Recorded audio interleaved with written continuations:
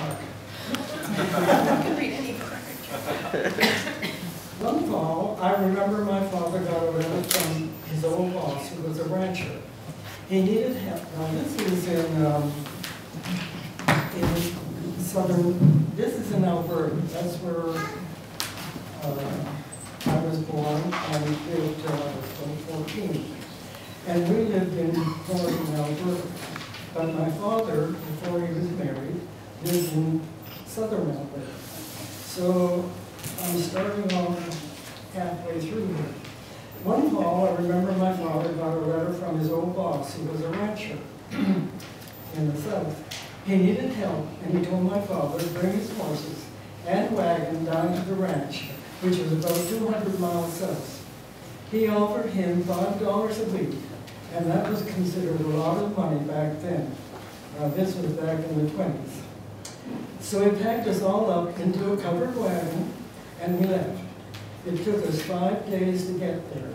We slept in the wagon, and we were probably hungry, but I don't remember it bothering us at all. We stayed down south until his work was done, and then we'd head back home. We were like gypsies. Both my parents really liked to rough it, and they loved to travel, so we liked it too. In 1937, my father was able to sell a farm in the north. They offered him $600, and he took it. And at that time, he only got $150 from that, and it took 10 years for him to get the rest of it here in Nova Scotia. I remember when I came home from school, my father said, "How would you like to move to Nova Scotia?" I didn't even really know where Nova Scotia was. I knew he had relatives there, and he was from there, but I didn't know anything about it really. It was like going to another planet.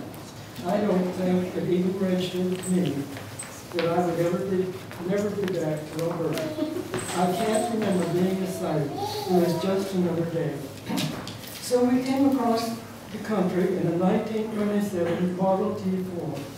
We had everything we owned intact in a truck that my father had built on the back of the Model T.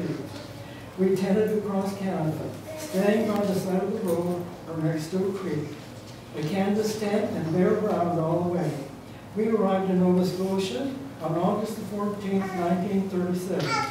The first place we stopped was Bass River to see my mom's sister, and that sister was Pearl Knight. And I had no idea that I would end up right back here almost 60 years later.